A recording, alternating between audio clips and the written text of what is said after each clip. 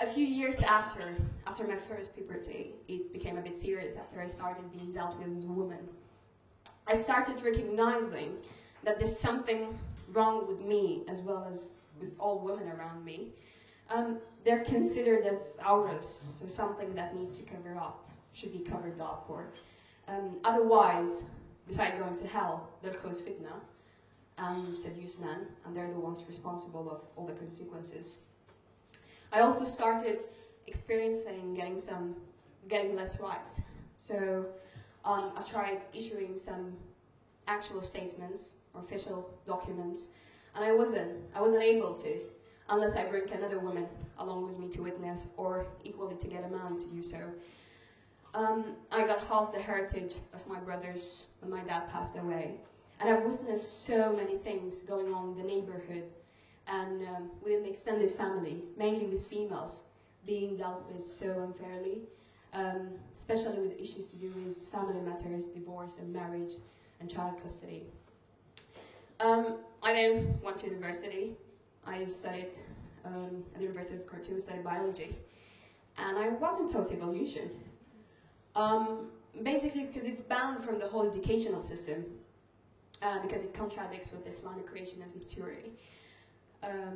It offends people. I don't know how it offends them, but you know, it's a crime. It's punishable by jail, and we've heard of many professors who dared to speak about it and being tortured and jailed.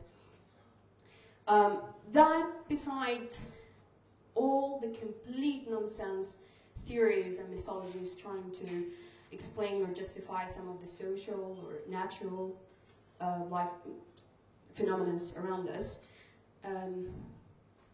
I think, or I suppose that inequality, along with the nonsense and the dogma, made me question and at the end renounce Islam as a belief system, the guidance to my life, as well as very strongly opposing it as an ideology in power, along with all other religious ideologies. I was so done of living under the 14th century traditions and mythologies. I was so done not being able to think differently or criticize. I was done from being prevented from freely exploring and learning and just living a 21st century life. And I joined the Council of Ex-Muslims of Britain 3 years ago when I arrived in the UK.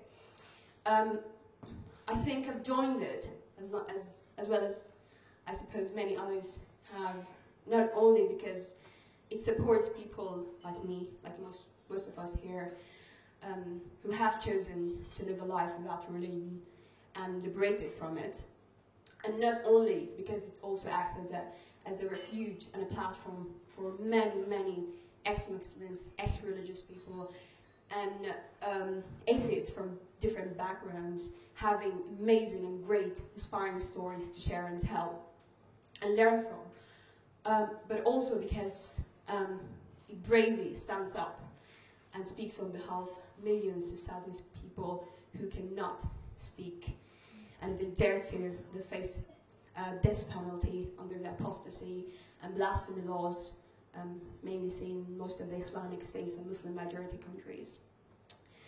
There's also a strong community reaction that they might face, and this is not only on the Middle East or in the Islamic states.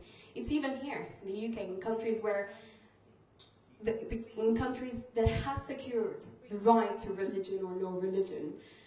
There are people who've been born and brought up here who cannot speak out, fearing their actions of their families or the communities around, especially with the very unsupportive left tiptoeing around issues relative to religion or being very apologetic, justifying their stance.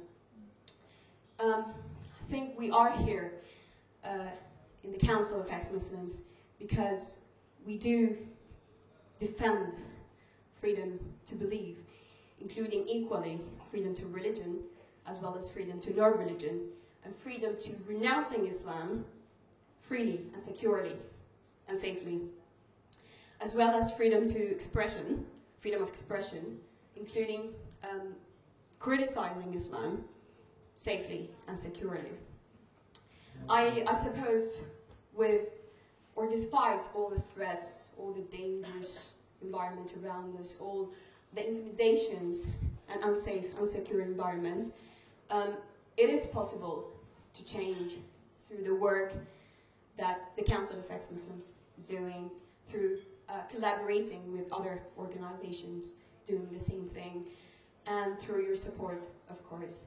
I'm pretty sure we'll keep fighting, we'll keep campaigning, we'll keep defending and demanding one equal secular law for everyone, so an equal treatment for everyone with religion or no religion, as well as equal opportunities to freely and securely explore, learn, think, and live. Basically, thanks for your support today.